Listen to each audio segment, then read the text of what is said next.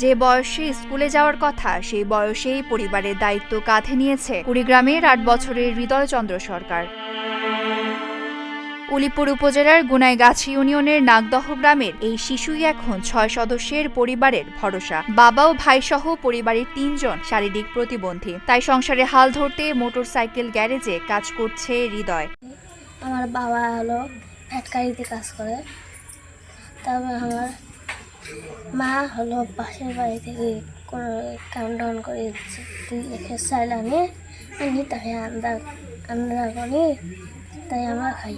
সারাদিন কাজ করে হৃদয় যে আয় করে তা দিয়ে কোনো মতে চলে সংসার। কখনো খাবার জোটে, আবার কখনো না খেয়েই কাটে দিন। ছেলেটা গরিব, সেটা হইলো বাপ হলো প্রতিবন্ধী।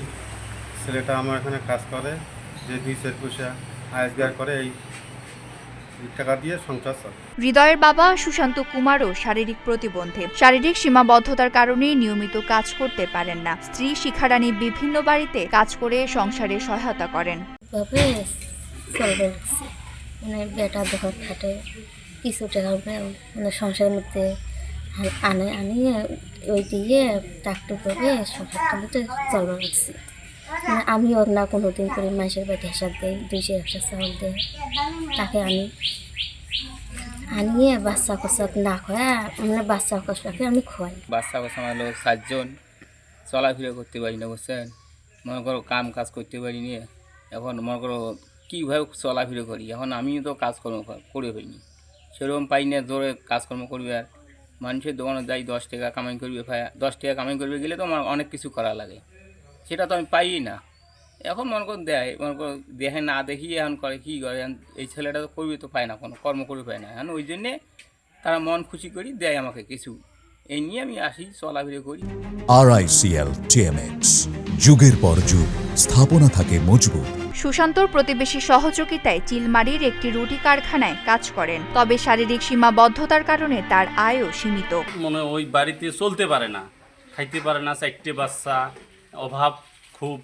তারপরে আমি নিয়ে আসছি, আমার হুন্ডেত যায়, আমার হুন্ডেত আইসে আর ওইখানে কাজ করে, অল্প কয়টা সামান্য কয়টা বেতন পায়, ওই বেতন দিয়ে টুকটাক আর কি চলে। ওই ছেলেটা কিছুটা আর কি 50-100 টাকায় মোটরসাইকেল গ্যারেজে উপার্জন করে, তাকে নিয়ে এই সংসারটা কোনো রকমভাবে দিন যাপন করে। দুঃখী পরিবার, কাজকর্ম করতে পারে না, প্রতিবন্ধী লোক, ছেলে মেয়ে, আমরা ওর বাবা প্রতিবন্ধী, কোনো কর্ম করতে পারে না।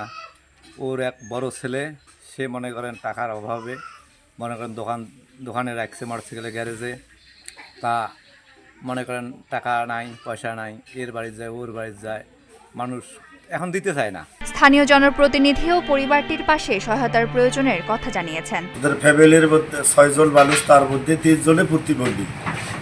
এই ছোট বাচ্চাটার ওপর তার সংসার নির্ভর করে।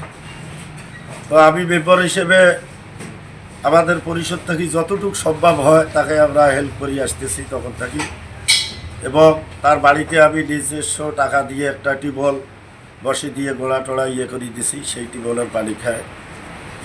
আর ইউনিয়ন পরিষদ থেকে যতটুকু সম্ভব হয় আমরা তাকে দিয়ে থাকি, এবং যেটা আমরা ওই তার মানে একটা রেশন কার্ডও আমি করে দিছি। দারিদ্র্যের কারণে 8 বছর বয়সেই পরিবারের দায়িত্ব নিতে হয়েছে হৃদয়কে। পরিবারটির পাশে সহায়তার আহ্বান জানিয়েছেন স্থানীয়রা। Desk report, Dhaka post.